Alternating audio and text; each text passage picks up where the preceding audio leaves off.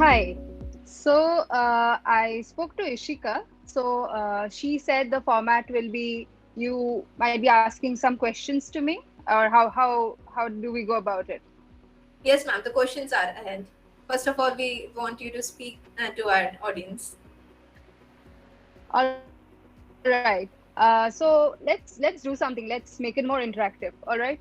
So where do you want me to start from? Like, what do you want to know from me? The question it don't have doesn't have to be the questions that you have, but at least give me a starting point. From where do you want me to start? Do you want me to start from the first day at ISM or the first day at work? Challenges, opportunities, my experience in the last 10 years? Just tell me, where should I start from?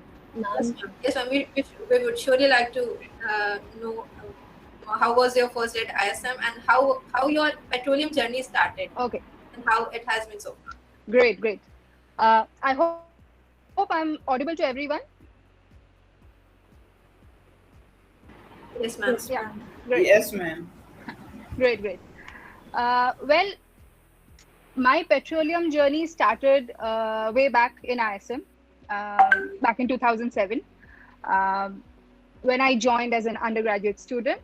Because once you're part of this industry, you do not have to actually be a professional in this industry, but when you join as a student, you become part of this industry, and especially the industry academia interface like this, and like your internships, like your trainings, then SPE, through which you get to be part of so many global activities. So that's how you become part of the industry. So same here, I also became part of this petroleum or oil and gas industry from the day I joined ISM as an undergraduate student. And I completed my 4 years and got placed in ONGC, campus recruitment. And I remember the first day when I had to join ONGC. Exactly, it was October 20th, 2011. I packed 2 suitcases, took a flight, reached Mumbai, and I was nervous. More about settling down in a new city rather than about the assignments that I was going to have. But there's one thing that I found similar when I joined my workplace. When I was in ISM back in 2007, out of class of 75, we were 2 girls and 73 boys. And when I joined ONGC as an assistant executive engineer reservoir, I was the only female engineer in the subsurface team. And it was a team of 35, and I was the only female. So it was similar experience. So I thought probably, I could use my experience uh, in my classroom to deal with this kind of a gender ratio. So that was my first day. And moving on, uh, one thing was easy for me, or the advantage that I had was being from ISM. Our university, it has tremendous reputation, but that just takes you few steps ahead from your peers. But after that, it is all yours, all your hard work. You have to prove yourself, and you have to you know maintain the reputation of the university. So that was a plus point that I had. And also, I would say another thing that I really worked on during my college days was on my soft skills. So by soft skills, I don't mean learning English or being able to communicate in English, but by soft skills, I mean by being able to communicate, being an effective communicator, because that's very important when you become part of a team. And I had the advantage because I was a Toastmaster in college. And I remember back in 2010, it was me, Asif, and Arjun. You might be knowing them, maybe connected through LinkedIn. So we decided to bring Toastmasters to ISM, and it really helped us a lot. So that were the two advantages that I had. And moving on, the challenges that I faced, or whatever hindrance challenges, was to transition from a classroom to a war room. By war room, I mean to say, in the industry, war rooms are where decisions take place, like whether how far to drill a well, where to stop, how much to log.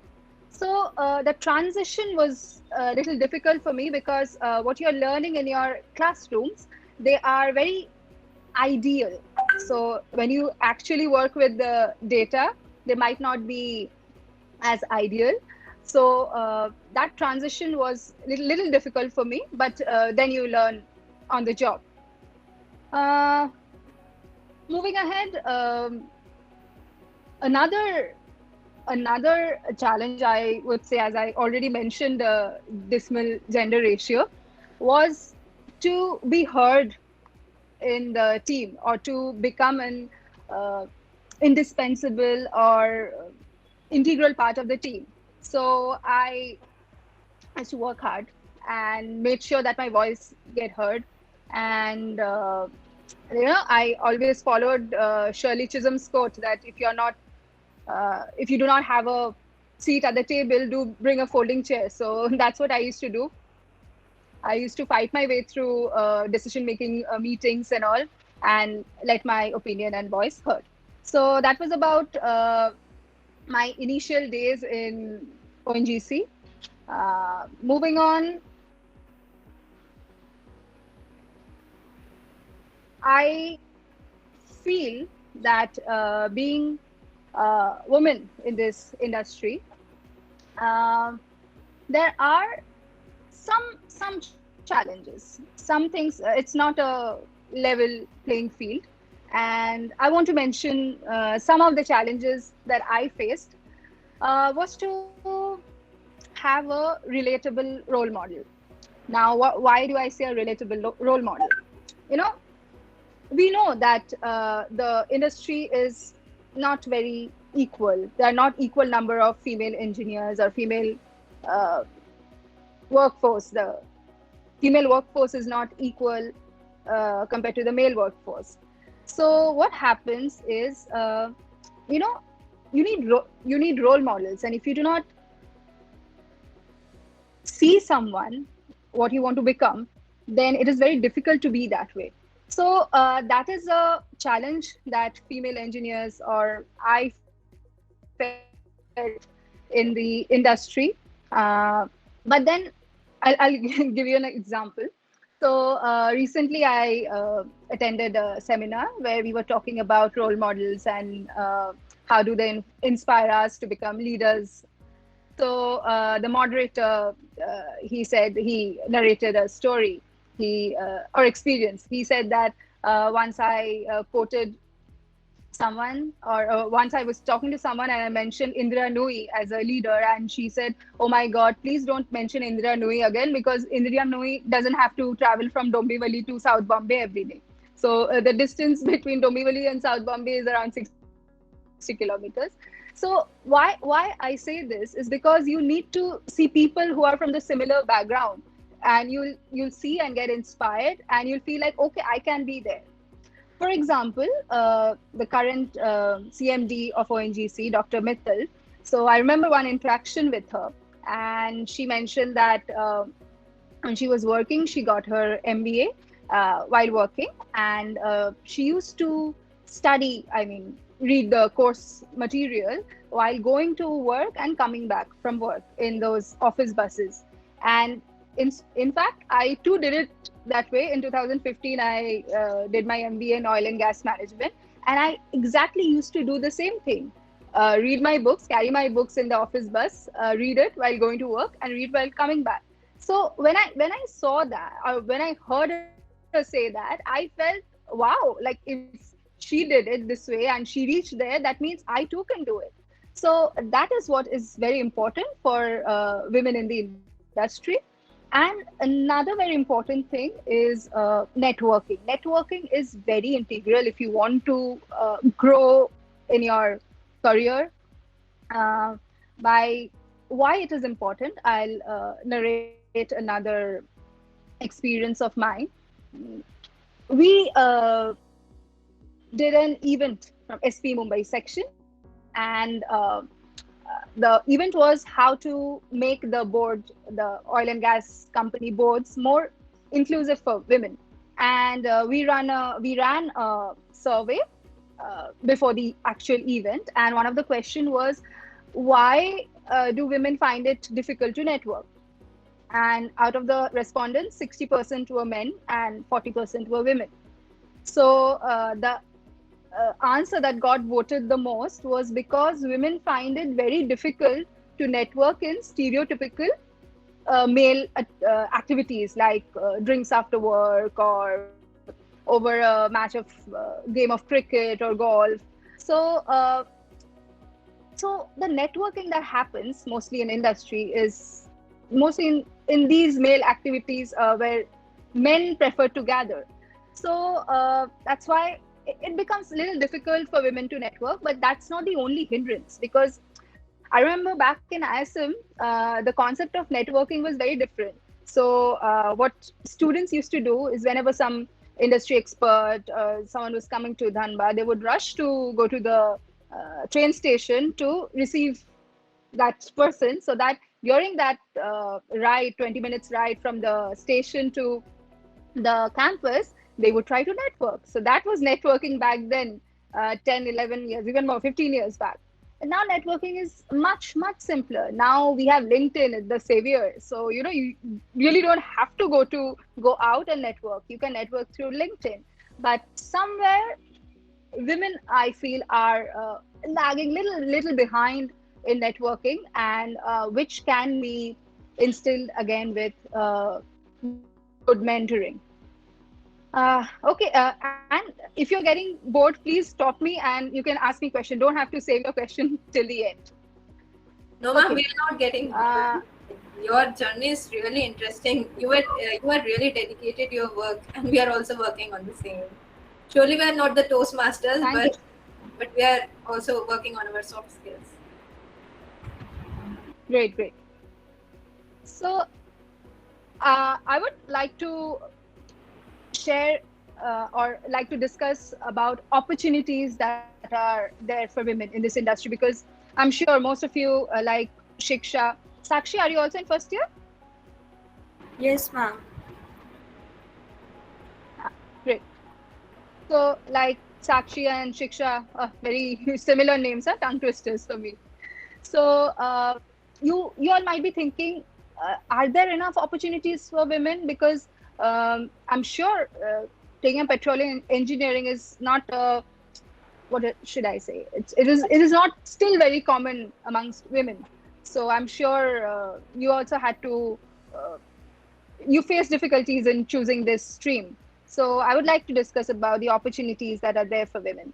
But before that, I'll talk a little general view about opportunities that are there for men and women. There was a Pew Research, they are very renowned, 2019 research. They ran a survey and they asked people, do you think there are the opportunities for men? Are there more opportunities for men to get a high paying job or get a promotion? So 54% of the respondents said yes, men are more opportune, while only 3% said that women are more opportune. Now let's see why. What is the root of this belief? Why do people think that way?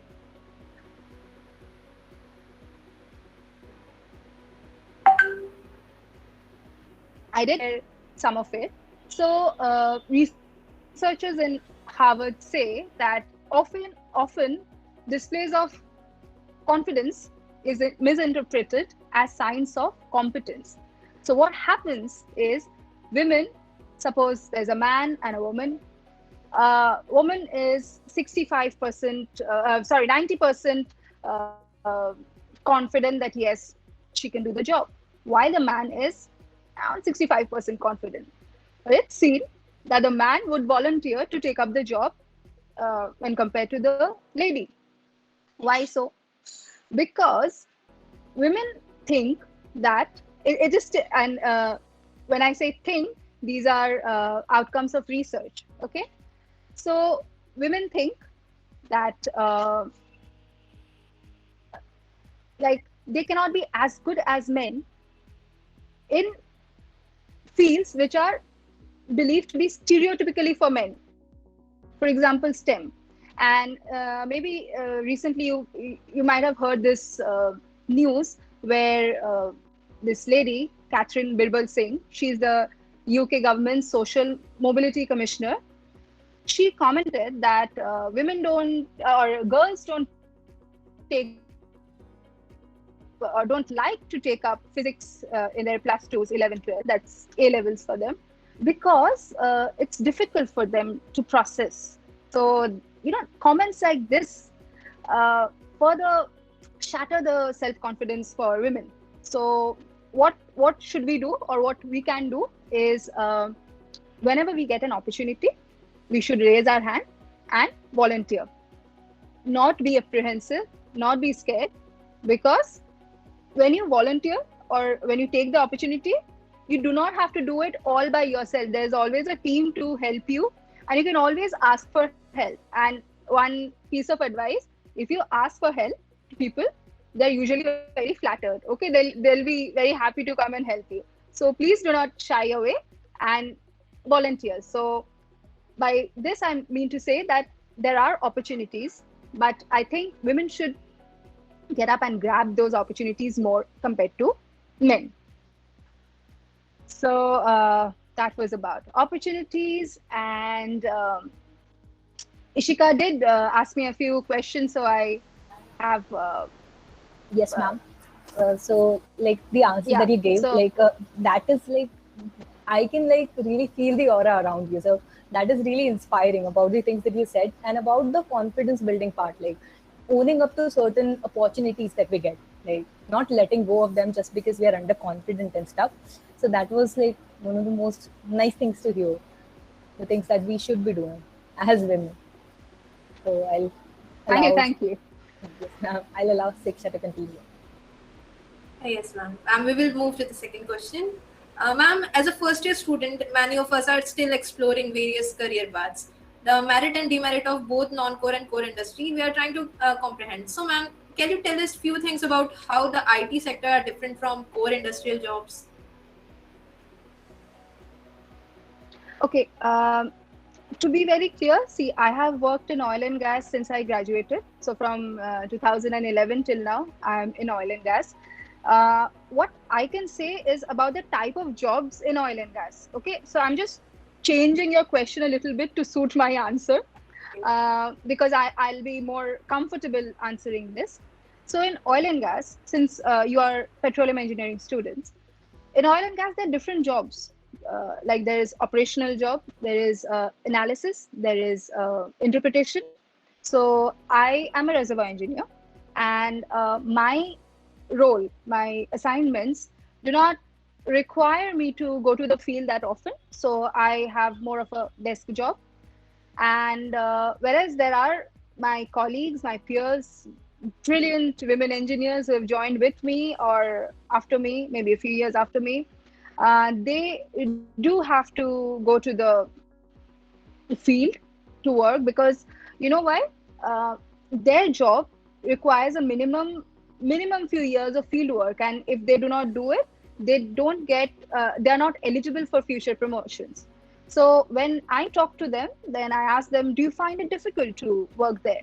So their answer is, well, it's not easy. But the thing is, the general blockage that we have is for women to take up field jobs is, will I be able to lift that heavy thing? Do I have enough strength? But very frankly speaking, things have changed now. Most of the machines are automated, so it's not all about your bronze or muscle power. And in fact, when I interacted with Ishika, I asked her, is there a gym facility in ISM now? So she said yes. So like, I go to the gym, I lift weights. I'm sure you're also you all too take care of yourself. So what my friend, my production engineering friend, she told me is how you go to the gym and lift weights. That way, being in the field, if you have to lift something, think it's similar to that. It's nothing different.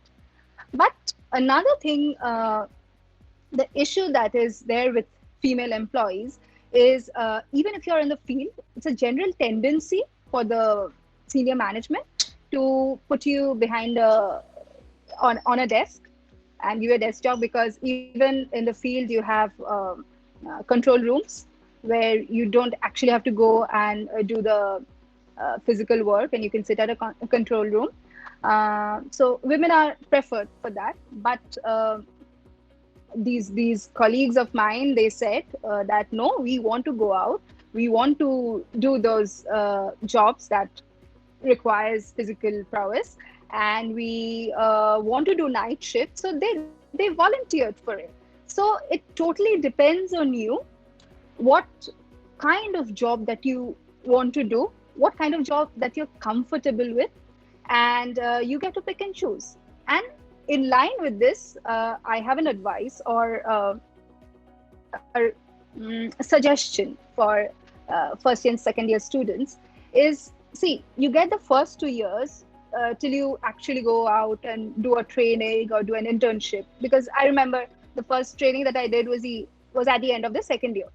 So you have these 2 years. So you first decide like which discipline excites you.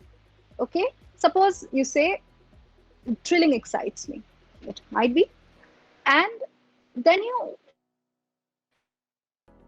in the later years, I mean in your third year or at the end of your second year, you try to get trainings or internships that will make you more marketable as a driller when you go and sit for your campus interview. So basically you try to zero in on the role that you want to play in the industry in the future, and then work towards becoming a good reservoir engineer, a good driller, a good production engineer. So that way, as for me, as I said, I have a desk job, and I usually deal with softwares and simulators, and so you can call it somewhat of an IT job, but which requires interpretation and analysis. So I am happy with the role that I have.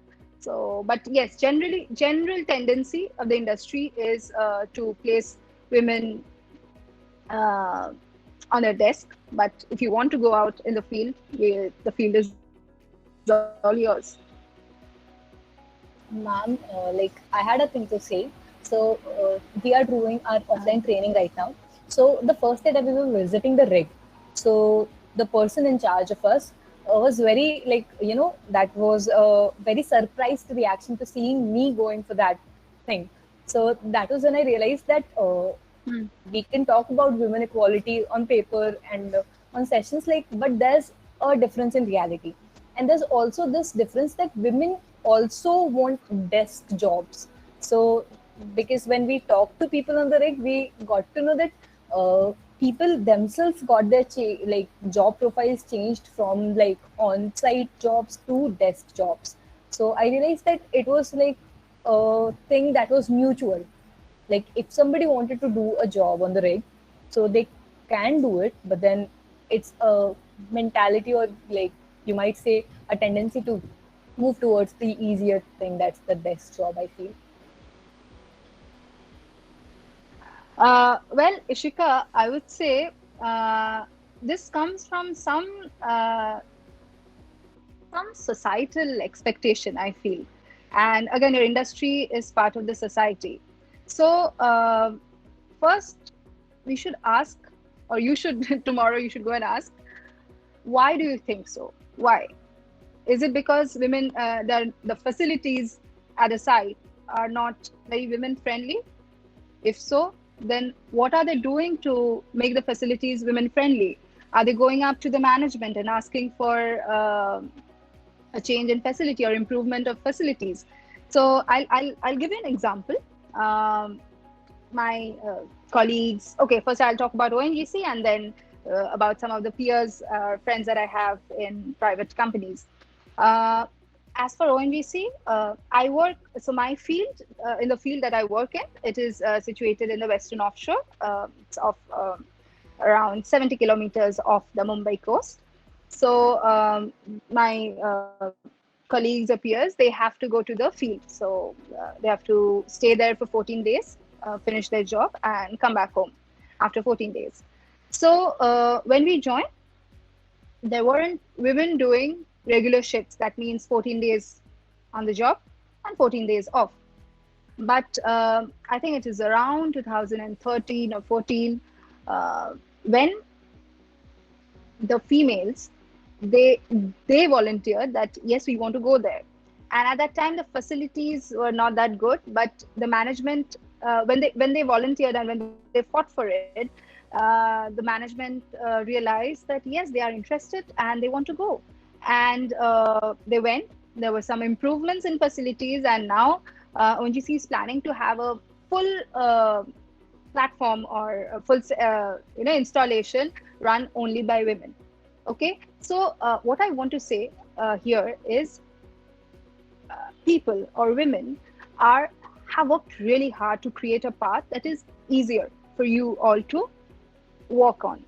You may make a different path, you may go on a different track, but it's also a responsibility as women that we should not backtrack. Like whatever fight they have done, we should not backtrack and say like, I want to sit behind a desk job. And if you want to, you should have valid reasons for that. And if you feel that you don't want to be at the site, just find out why you don't want to be at the site. And then if you feel facilities are inadequate, then go ahead, talk to the management, make it more women friendly, inspire more women to be there at the site so that you feel comfortable. So I'll just give you an example, a personal example. So when I joined ISM, so our classes used to be in the main building, the red building, where ground floor was mining and first floor was petroleum. At that time, there was no petroleum engineering department. I mean, it was a very small department. So we did not have toilets in the building. So if we needed to go to the toilet, we had to go, and I used to stay in Ruby. So we used to walk back to Ruby hostel. Okay. So I asked the administration that why aren't there toilets in that building? So they said because we didn't have we didn't have enough girl students to have a toilet in the main building. Then I said, okay, how can things change? They said that, okay, then you need to have more girls. Then only we'll build another building or make it more women friendly. I said, all right. So I took that as a challenge. And from that day, I decided whatever happens in my journey ahead, I am going to inspire more women to be to be petroleum engineers. And I feel I'm doing my part. And now, as Ishika, I was talking to you, the number of girls in petroleum engineering is much more than what we had back then. So I think things are going to change. The facilities are very important for women. So they're going to change, and you can always ask for the change.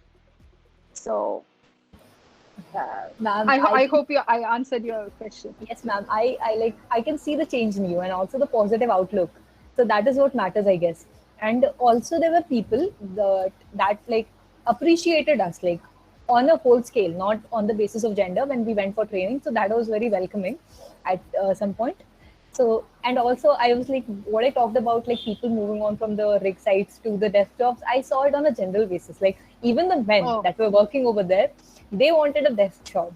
So that was like, I saw it like, so people were like trying to find an easier escape and more safer things, I can say. So that is what, and now I'd like the moderators to continue. True. I truly agree, because I remember when the pandemic struck, our colleagues who were there at the platform, they were stuck there for nearly 2 months there, and it was difficult. And people have families and they don't want to be away from the families. So I totally understand. It's not an easy job. It's a difficult job, but it does have its own charisma. So and you gain a lot of experience being on the field. So I think yes, after a few years, it's a general tendency, irrespective of men or women, that they want to come back to a desk job because they want to be close to their family. But what I want to say, it is very important to have field experience. Even if you have a desk job, you should go to the field and know. And at that time, I don't think societal what should I say, beliefs or anything should come like that, that oh, you're a woman, you're not welcome here. That should not be there. So it should be open for petroleum engineers of any gender.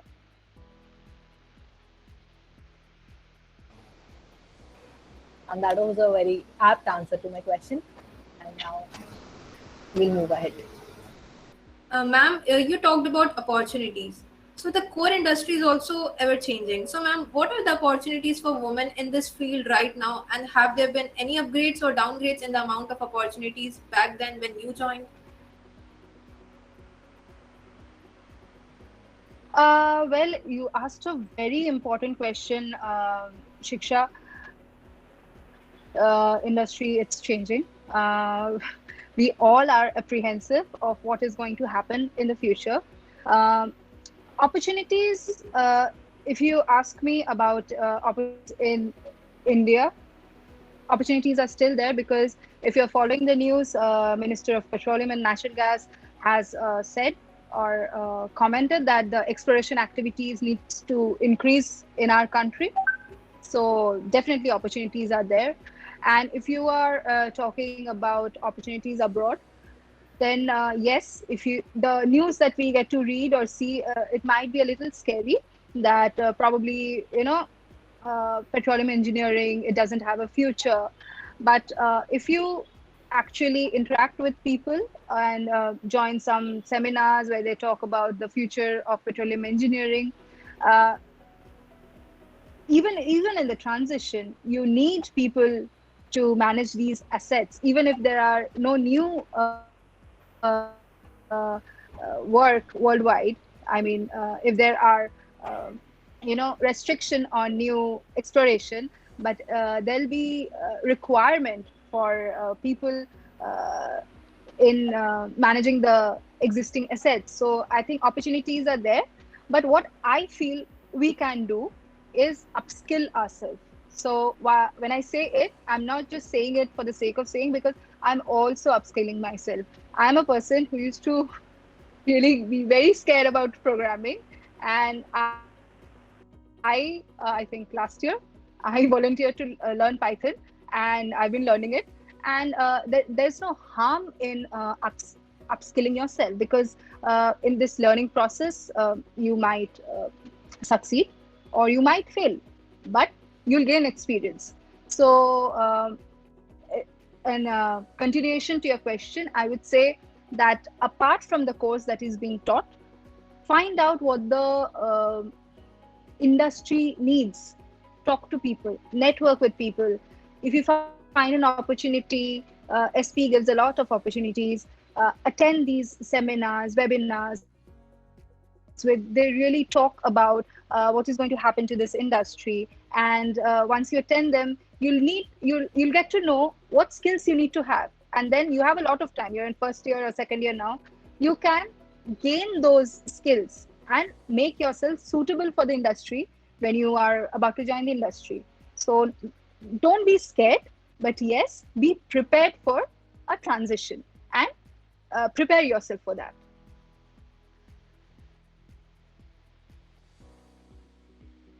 We realize it is like very important to seize opportunities as and when it comes to us, and also like reciprocate to them, be it the non-technical skills as well. So that is really nice. Like we got to know about this. We'll continue with more questions. So Sakshi, head on. Yes, ma'am. Ma'am, in India, we all know the importance and respect of government jobs. So I would like to ask, which out of the government and private sector is better suited for a young budding female petroleum engineering student? Okay, Sakshi, now that your question doesn't have a single answer, okay? First of all, I have been working with the PSU in this entire 10 years, 11 years now. But yes, I have friends who were part of the private sector. So there are pros and cons in both sectors. So the pros in government job is first and foremost, the working hours are very flexible, and they're very suitable for you. So you work Monday to Friday, you get your leaves, and on your off days, you really get to do something apart from your work, which sometimes might not be the case in the private sector. This is again, I'm saying it on the basis of the experience shared by my friends or some of the juniors from ISM. So one is that you have very flexible working hours, and there are good benefits. Medical benefits are there, and the accommodation for in the initial years is also.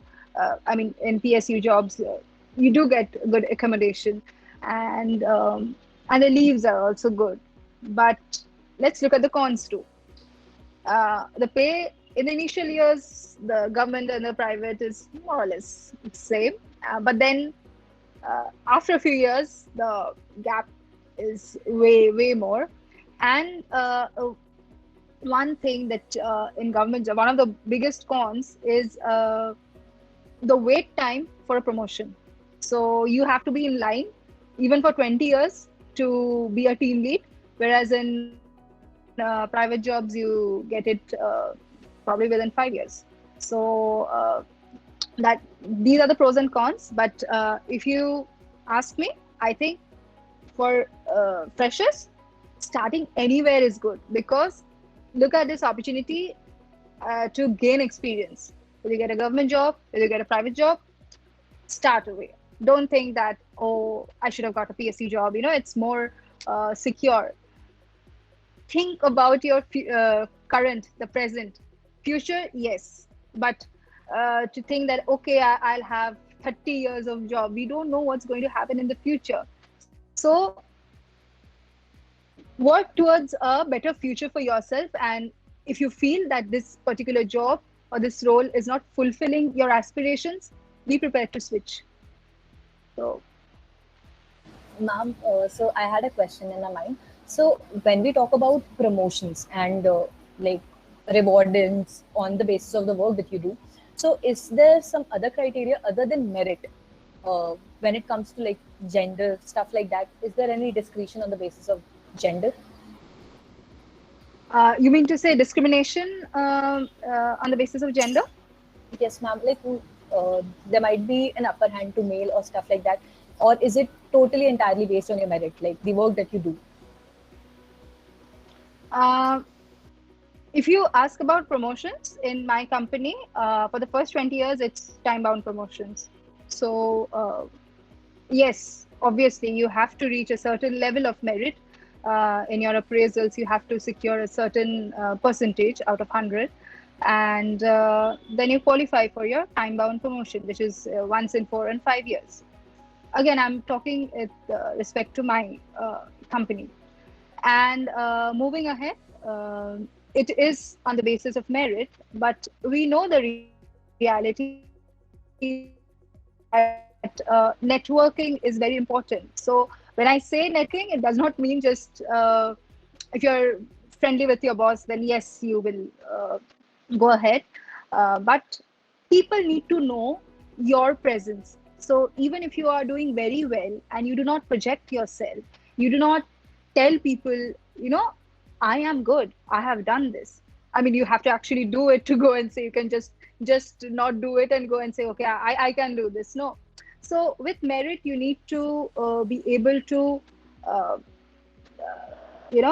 sell yourself. That is also very important, because I've seen people who have been left behind because I know they are doing a wonderful job, but probably they miss that opportunity to, communicate it to the higher management. So do not see it as, being just very friendly with the higher management, but you do have to, and it goes for both men and women. And if you say, is it based on gender? Well, as I already mentioned, like for certain jobs, you'll be only considered if you have a certain amount of experience, suppose field experience. So if women do not get that opportunity to go to the field, obviously there'll be not eligible for that promotion. Okay, so we need to keep all this in mind and then work our way up. So from the day one, we should not think about the kind of discrimination that you might face, but just know that you have put your 100%.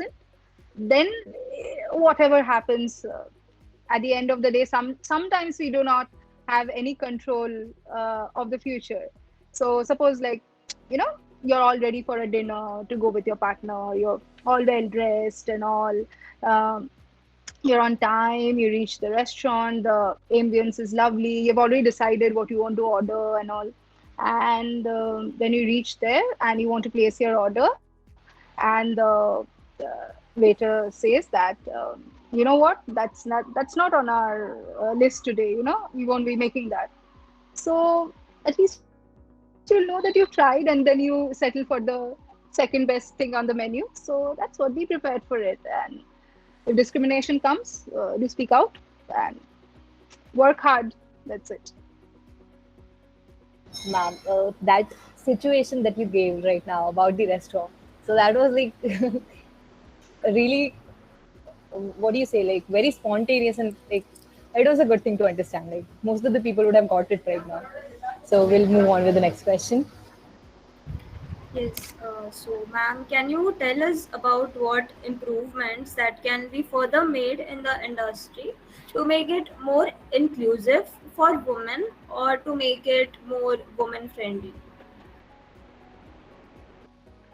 Great question.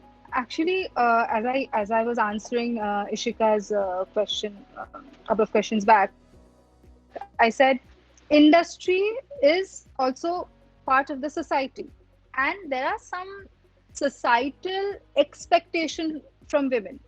So I'm sure most of you have seen this cartoon where like it's a race, and the people at the beginning of the race, they are all all corporate attire, and in front of the men it's an open empty track, but in front of the women there's like a clothesline, there's a baby, there's a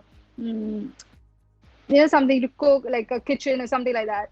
So it says that women have a lot of obstacles, but I think that expectations from women should change, and it can only happen when the men and the women work towards it. So once society tries to expect less from women,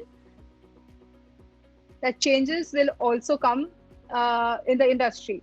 So why I say this is because now first year, second year, you'll graduate, you'll get a job, after a couple of years you get married, and then it should not be your responsibility to just take care of the family, or when you plan to have a baby, that should not be your sole responsibility. So what happens is, the belief is like sometimes industry also assumes that if a girl is getting married, then probably in 2 to 3 years she'll start a family, and let's not give her very jobs that needs a lot of responsibility, because she might not be here with us. So that assuming should change. So I'll give another example. Please let me know if you're getting bored, okay? And I'll change the way I'm speaking then. So when I was in the final year in ISM, there was one of renowned service provider came to the campus, and I cleared the group discussion stage, and then it was time for me to go for the personal interview. So I went there, and there were two gentlemen. So one of them asked that, why should I take you? After a few years, you're going to wear the ring, and then you're going to go have a baby, and they're going to leave us. Why should I take you? If you ask me, that Sayanima, me 10, 11 years back, that what needs to change in the industry is this assumption. Recently, I attended a conference. It was about women in energy sector, and there I met some recruiters from top companies in the energy sector, and I was so surprised and so happy happy to see they are making, they're changing the strategies, they're making policies to make the environment more women friendly. They are increasing their gender ratio, like they want more women to join them, and they want to make sure that women don't leave them when they suppose start a family. So they're changing their entire strategy. So I would say that a lot needs to be done, but a lot has been done too. And this was the societal part. But apart from that, some things should be part of the industry, or the industry should imbibe, is proper mentoring for women. And that mentoring should start from the beginning to prepare them to take up more challenging roles in the future. That mentoring should not start, when like in the mid-career when she's supposed to take up the role. So if they do that, they ensure that, then yes, it will definitely be a much, much, much better place to work in. Ma'am, all the time we spent with you today is truly inspiring for all of us. Please provide some final advice, if any, for the young ladies looking forward to, working in this field. Okay, great. So I have a couple of bullet points that I want to share with you all, especially to the ladies. Number one, be ready to fight for your place. As I said, you have to volunteer, you have to grab the opportunity when you get it. And very important is work very hard in your formative or initial years, because the amount of hard work that you'll put in the initial years, I'm talking, completely out of my own experience. I did put in a lot of hard work in the initial years, and I am getting the benefits of that. So there's no alternative to hard work. So please use your initial years in the industry or even now, to prepare yourself and for an amazing career ahead. And network. That is very, very, very important. And networking, again, you can use LinkedIn now to network with people. When I say network, you have to, again, people should know you. People should know the work that you do or that you can do. So networking is very important. And mentoring is, again, very important. And I understand in the college, it's not possible for one teacher or a couple of teachers to personally mentor students. So this is for men and women too. I'm sorry for the boys who are here. I was talking more for the women or the girl students, but these points are for you all too. Please seek for a mentor. SPE has this amazing event mentoring program. I got mentored myself through SPE, and I am now a mentor with SPE. So seek for a mentor within your college or outside your college, even when you go to the industry, within the industry or outside the industry, because when there is someone who will tell you what to do, and rather they will tell you what not to do, because they've already done that. So that is very helpful. And do rise above societal expectation. Don't think that okay, society wants me to behave this way, society wants me have some fixed roles for me. No, prioritize yourself. Okay, you are your number one priority. And another very important advice for the girl students: choose your partners wisely in the future. They are it's a very important decision that you should make. They become your support system, and you may have support system in your family, in your siblings. I have an amazing family who supports me, cheers for me. My sister, she's also there in the meeting today. She always cheers for me. So find your support system and use that to move ahead. In your partner, be very, very choosy about your partner, and because that decision really makes or breaks your career. And that's it. And if you need any other advice, or if I'm forgetting something, you can always ping me on LinkedIn. I usually reply very, very soon.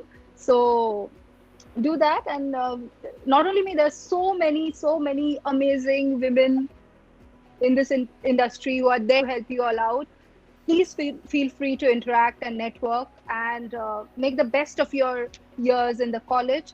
Oh, another very important thing, your job should not be the only thing that you do. When I say this, I mean you should have other interests, because if you uh, face a setback, suppose you don't get placed in the company that is your dream company, your life should not shatter.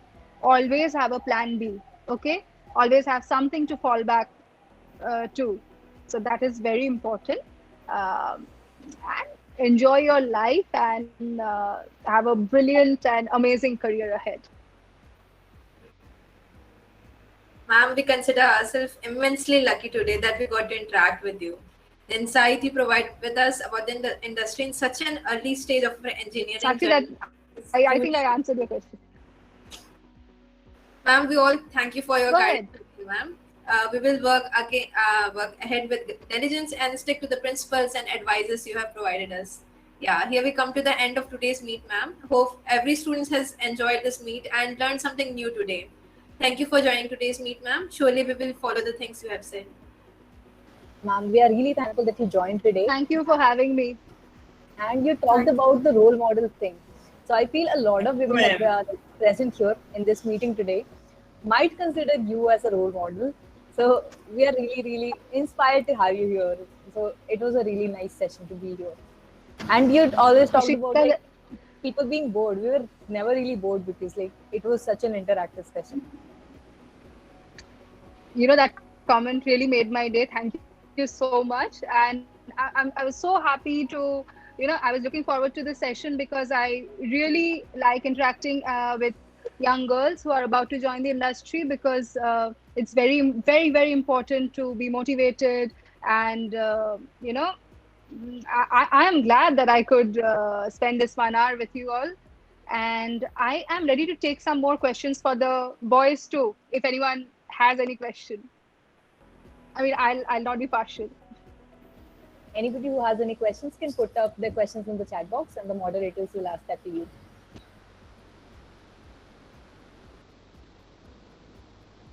And just for sharing, since the time I have been a mentor with SPE, I have been mentoring boys only. So I see that women are not, or girls are not using the opportunity. So please do use the opportunity to seek for a mentor, and that really helps. That does. And for the boys, if you're feeling a little shy, you can always put your questions in the chat box. You can find me on LinkedIn. Ishika has my email ID. If you feel like asking some question, you can drop a mail. I'll try to answer.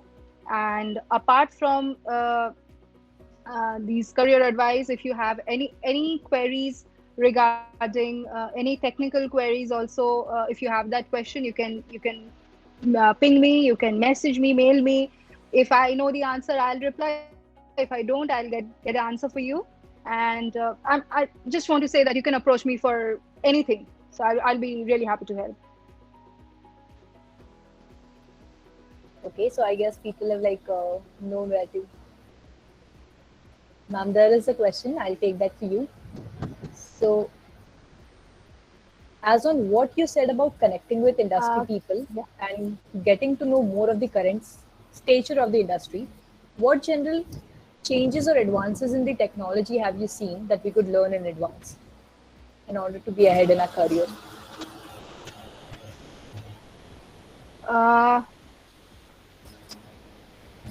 Okay, so more of automation. So in the last 10 years, people are making things, reducing the involvement of humans. For example, if 10 years back, if there would have been one person sitting and finding fault lines in a seismic map, now probably there's more automation and the machine does it for you. So that has been one of the advances in tech, but usually our industry is considered a little backward in terms of tech. People believe, especially the techies, believe that there hasn't been enough advances in this industry compared to other industries, but gradually that is also creeping in. I will be starting to work. I'll be working in one of the data physics software now, and I'm very excited to work with it. And 10 years back, we didn't used to do it, but it's becoming part of our part of the industry and part of our day-to-day life now. So I think, as I said, Ayush, you have to upskill yourself. Find out, like right now, there is a trend that people are learning to program. People are showing more interest in data analytics, and they are considering it to be the future, which truly it has an important part in our industry now. It will advise that yes, do apart from your curriculum or your course, you should learn how to code. That's just one advice that I can think of. I'll think of more and probably share it with Ishika if she can share it with all of you. Yes, ma'am, sure. I'll be the communicating person over here. And also, all of the people know how to approach ma'am if you have any queries in case. So, with that, ma'am, we're really thankful you gave time for us. So, we'll be closing this event now. And I guess we have done it within the time limit that we set. Thank you so much, ma'am. Thank you so much, ma'am, for it. Thank you. Good night. Thank you, ma'am. Bye. Bye. Take care. Bye.